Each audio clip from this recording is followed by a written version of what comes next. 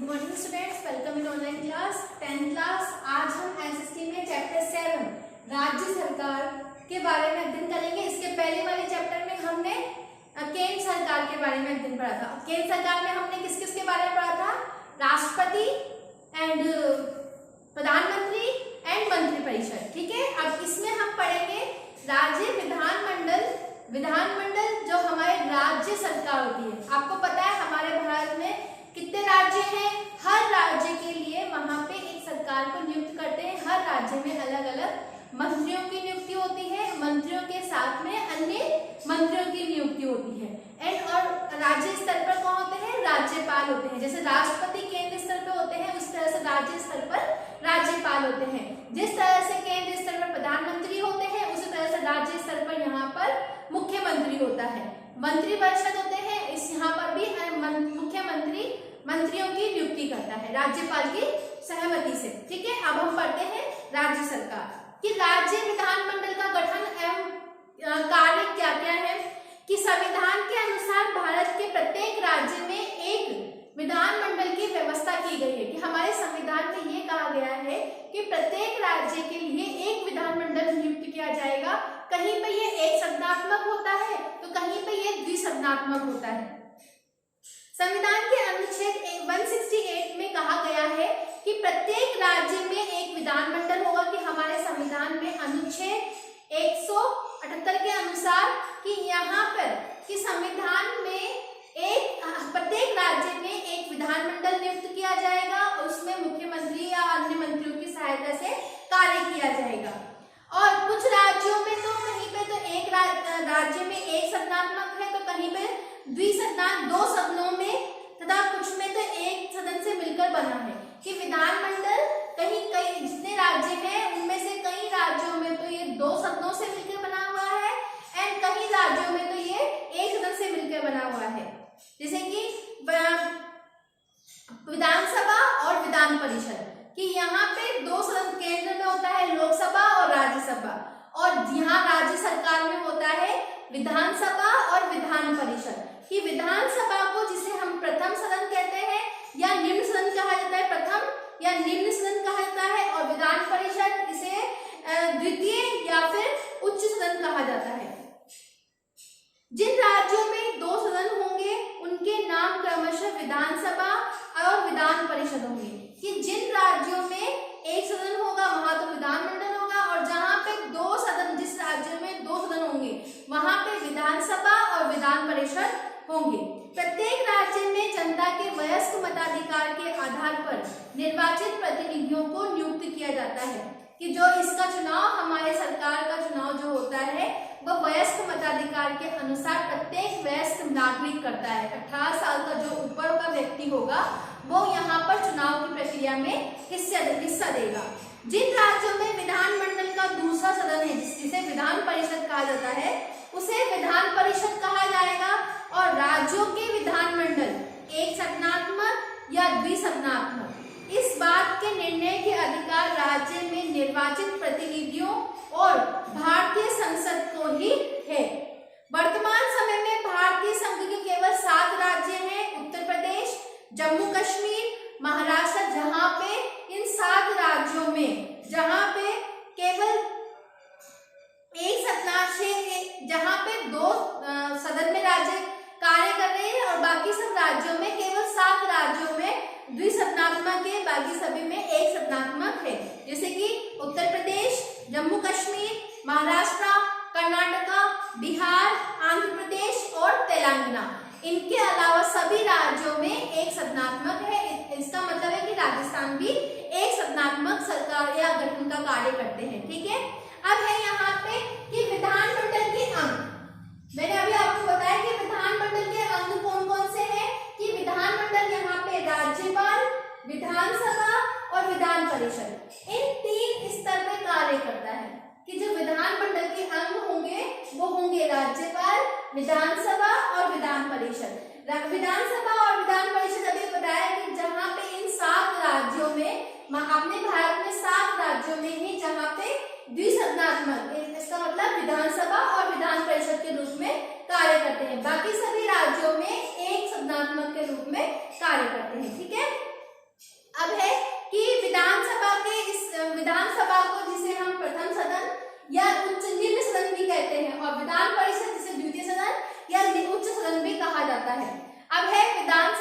गठन, कि विधानसभा के गठन के लिए क्या क्या आयोजित किया जाता है, जैसे कि सदस्य संख्या हो गया, या फिर उनके आरक्षण हो गया, या उनकी निर्वाचन पद्धति हो गया, या उनकी योग्यता है। ठीक है, सदस्य संख्या कि वर्तमान में राज्य विधानसभा के सदस्यों की संख्या अधिकतम और न्यूनतम ये निश्चित की गई है कि अधिकतम तो 500 होनी चाहिए और न्यूनतम 60 होनी चाहिए, कि राज्यसभा के विधानमंडल में सदस्यों की संख्या अधिकतम और न्यूनतम निश्चित की गई है कि अधिकतम तो यहाँ पे 500 होनी चाहिए, जो कि हमारे अनुच्छेद 170 में दिखाया गया है कि हमारे विधानसभा में विधानमंडल में सदस्यों की संख्या अधिकतम तो 500 होनी चाहिए और न्यूनतम 60 होनी चाहिए। ठीक है, और यहाँ पे क्योंकि यहाँ जो एक विधानसभा का प्रत्येक सदस्य, जो विधानसभा का सदस्य होता है वो कम से भी कम 75,000 जनसंख्या के ऊपर कार्य करता है, कि जैसे कि एक सदस्य विधानसभा का एक सदस्य और 75,000 जनसंख्या के बराबर होता है, कि जैसे कि हमारे यहाँ पे 75,000 जनसंख्या होगी, उस 75,000 जनसंख्या के ऊपर एक सदस्य को नियुक्त किया जाता है। अब दूसरा है स्थान आरक्षण, कि राज्य की विधानसभाओं में अनुसूचित जाति, अनुसूचित जनजाति, पिछड़ा वर्ग और इनमें जो कि यहाँ पे आरक्षण की व्यवस्था की गई है, क्योंकि कुछ क्षेत्रों में अनुसूचित जाति जो जनजाति है जिनका आरक्षित क्षेत्र निश्चित किया गया है, तो उन आरक्षित क्षेत्र के अनुसार यहाँ पे 2020 तक की ये प्रक्रिया जनवरी तक है के लिए है कि यहाँ पे इन सबके लिए एसटी और एससी इन सबके लिए आरक्षित क्षेत्र को नियुक्त किया गया है, कि इस क्षेत्र से भी इन व्यक्तियों को हमें राजनीति में लाना है। राज्य की विधानसभा के निर्वाचन के बाद यदि संबंधित राज्य का राज्यपाल यह अनुभव करता है कि विधानसभा में आंग्ल भारतीय समुदाय को उचित प्रतिनिधित्व नहीं मिला है, तो वो समुदाय के एक सदस्य को विधानसभा में मनोनीत कर सकता है, कि राज्यपाल के पास में 2 सदस्यों को जो आंग्ल होते हैं उनको मनोनीत करने की शक्ति होती है, कि लेकिन अगर उसको लगता है कि ये उसमें नहीं हो पा रहा है तो वो विधानसभा के सदस्यों को भी उसमें नियुक्त कर सकता है। फिर तीसरा है निर्वाचन पद्धति, कि आंग्ल भारतीय समुदाय के नाम के सदस्यों को छोड़कर विधानसभा के अन्य सभी सदस्यों को मतदाताओं के द्वारा प्रत्यक्ष रूप से चुनाव होता है, कि इसका जैसे कि राष्ट्रपति का चुनाव प्रत्यक्ष रूप से होता है, उसी तरह से यहाँ पे आंग्ल इसका सदस्यों का चुनाव प्रत्यक्ष रूप से होता है, जिसका मतलब है कि जनता के द्वारा प्रत्यक्ष रूप से चुना जाता है। चुनाव के लिए वयस्क मताधिकार और संयुक्त निर्वाचन प्रणाली और साधारण बहुमत की पद्धति अपनाई जाती है। फिर है सदस्य की योग्यताएं, कि विधानसभा के सदस्य के लिए व्यक्तियों के लिए निम्न योग्यताएं होना आवश्यक है। पहली है कि वो भारतीय नागरिक हो, कि वो भारत में रहने वाला हो या वो भारत का नागरिक हो, उसकी आय कम से भी कम 25 वर्ष या उससे ऊपर होनी चाहिए, वो भारत राज्य सरकार या सरकार के अधीन लाभ का पद धारण न किया हो, कि उसने लाभ हमारी राज्य सरकार या फिर केंद्र सरकार इन दोनों में से किसी भी सरकार का पद कोई नौकरी या कोई उसको नहीं होनी चाहिए, या वो पागल या दिवालिया घोषित भी नहीं होना चाहिए, कि दिवालिया मतलब कि उसके ऊपर बहुत कर्ज हो गया है तो वो व्यक्ति भी सरकार नहीं बना सकता। और संसद या राज्य की विधानमंडल द्वारा निर्धारित शर्तों को पूर्ति करता हो, कि जो हमारी शर्तें जिस राज्य विधानमंडल की नियुक्त की गई है उन शर्तों को अगर वो पूरी करता है तो ही उसको सदस्य बनने का अधिकार दिया गया है, अन्यथा उसको सदस्य नहीं बनाया जाता है। अब है सदस्यों की सदस्यता का अंत किस तरह से किया जा सकता है, जैसे कि इनकी योग्यताएं हैं उसी अनुसार उनकी सदस्यता को अंत करने का भी यहाँ पे प्रावधान है, कि विधानमंडल के दोनों सदनों की सदस्यता का अंत निम्न में से किसी भी परिस्थिति में किया जा सकता है, कि कोई भी व्यक्ति यदि राज्य विधानमंडल के दोनों सदनों में सदस्य नियुक्त किया गया है तो उसे एक सदन से त्यागपत्र देना पड़ता है। दूसरी है कि कोई भी सदस्य यदि विधानमंडल के संबंधित सदन की बैठक में आज्ञा के बिना लगातार 60 दिन तक की अनुपस्थिति रहती है, कि अगर वो सदस्य 60 दिन तक बिना किसी को बताए वहां पे अनुपस्थित है तो उसकी सदस्यता को वहां पे खत्म किया जा सकता है। फिर यदि किसी सदन का सदस्य हो चुकने बाद उसकी सदस्यता की निर्धारित योग्यता नहीं रह जाती है तो उसमें कोई निर्धारित अयोग्यता पैदा हो जाती है। कि अगर वो सदन में नियुक्त हो गया लेकिन उसमें वो योग्यता नहीं है या अब वो योग्यता उसमें नहीं रह पाती है तो वह उस सदस्यता को खत्म कर सकता है। ठीक है, अब अगला है कार्यकाल, कि इनका कार्यकाल कितना होता है। कि राज्य विधानमंडल का कार्यकाल 5 वर्ष है, राज्यपाल का इससे विधानमंडल का समय 5 साल होता है, लेकिन राज्यपाल इसको समय से पूर्व भी भंग कर सकता है। अगर राज्यपाल को लगता है कि इसको मुझे खत्म करना है या इसको समय से पहले मुझे भंग करना है तो वो उसको वहां समय से पहले भी भंग कर सकता है। परंतु संकट काल की घोषणा संसद विधि द्वारा विधानसभा का कार्यकाल बढ़ा भी दिया जा सकता है। एक बार में 1 वर्ष से अधिक नहीं होगा।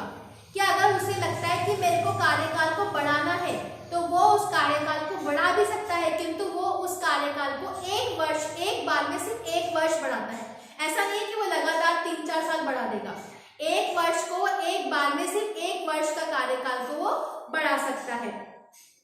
फिर है पदाधिकारी, कि इसमें कौन से पदाधिकारी होते हैं। प्रत्येक राज्य की विधानसभा में 2 मुख्य पदाधिकारी होते हैं। पहला होता है अध्यक्ष और दूसरा होता है उपाध्यक्ष। अध्यक्ष होते हैं जो स्पीकर, जैसे कि कोई संसद में बैठक हो रही है तो स्पीकर का ही दायित्व होता है कि वो बैठकों को आयोजित करवाता है, वो वहां पर शांति बनाने का प्रयास करता है या उसके परमिशन के बिना वो कोई भी अपनी बात को नहीं रख सकता है। इन दोनों का चुनाव विधानसभा के कार्यकाल तक ही होता है, कि इन दोनों का अध्यक्ष और उपाध्यक्ष का कार्यकाल भी विधानसभा के कार्यकाल के समान ही 5 वर्ष का होता है। अगर उसको बढ़ाया जाएगा तो इसका कार्यकाल को भी बढ़ाया जाता है। फिर है इसके बीच अध्यक्ष अपना त्यागपत्र उपाध्यक्ष को देता है और उपाध्यक्ष अपना त्यागपत्र अध्यक्ष को देता है। कि अध्यक्ष को अगर अपना त्यागपत्र अपने पद से हटना है तो वो अपना त्यागपत्र उपाध्यक्ष को दे सकता है, और अगर उपाध्यक्ष को अपना त्यागपत्र अध्यक्ष दे सकता है। अगर अध्यक्ष किसी भी कारण से अगर सभा में अनुपस्थित है तो उसके कार्यभार की जिम्मेदारी भी उपाध्यक्ष की होती है। अगर उपाध्यक्ष अनुपस्थित है तो अध्यक्ष उसके कार्यभार को संभालता है। फिर है, और अगर उसको अपने पद से हटाना है तो उसे 14 दिन पूर्व उसके बारे में जिसके प्रति या अविश्वास प्रस्ताव पारित हुआ है तो वो 14 दिन पहले उसको बताएगा कि तुम्हारे प्रति अविश्वास प्रस्ताव पारित हो चुका है, तो फिर उसके बाद में वो उस पर कार्य करते हैं। फिर है, अब नेक्स्ट है कि अध्यक्ष के क्या अधिकार दिए गए हैं और उनके क्या कार्य हैं। कि विधानसभा की बैठकों की अध्यक्षता करता है और सदन की कार्यवाही का संचालन भी करता है। सदन में शांति व्यवस्था बनाए रखने का अधिकार भी अध्यक्ष के पास में होता है। सदन का कोई भी सदस्य इसकी आज्ञा के बिना भाषण नहीं दे सकता। अगर किसी को भाषण देना है तो सबसे पहले वो स्पीकर इट मींस अध्यक्ष की बातों को अध्यक्ष से आज्ञा लेता है। अगर वो ऐसे शब्दों को निकाले जाने का आदेश दे सकता है जो कि असंसदीय है या अशिष्ट है। कि अगर कोई इस तरह का व्यवहार करता है तो अध्यक्ष उसके खिलाफ कार्यवाही भी करता है।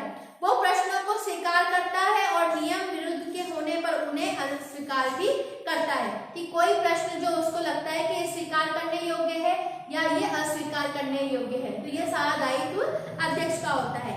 वो मतदान पश्चात परिणाम की घोषणा करता है और कोई विधेयक धन विधेयक है अथवा नहीं इसका निर्णय भी अध्यक्ष ही करता है। अगर सामान्य परिस्थिति में वो सदन में मतदान में भाग नहीं लेता है, लेकिन यदि किसी प्रश्न का पक्ष और विपक्ष के में बराबर मत आए तो उसे निर्णायक मत का प्रयोग करता है।